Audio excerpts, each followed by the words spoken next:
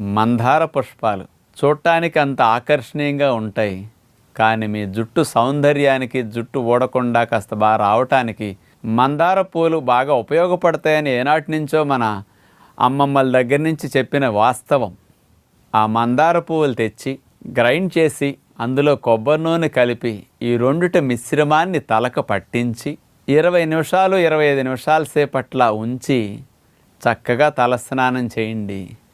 ఈ మందార పువ్వుల్లో ఉన్న మెడిసినల్ ప్రాపర్టీస్ తైలంతో కలిపి ఇట్లా మర్దన చేసి రాసేసరికి జుట్టు కుదుళ్ళకు పట్టి జుట్టు పైభాగా నుండే కలర్కి కూడా ఇట్లాంటి తైలం వల్ల మంచి గ్లోతో జుట్టు నిగనిగలాడుతూ ఇక ఊడిన జుట్టు రావటానికి, జుట్టు ఊడకుండా కొంత నివారించటానికి ఈ పద్ధతి చక్కగా ఉపయోగపడుతుంది.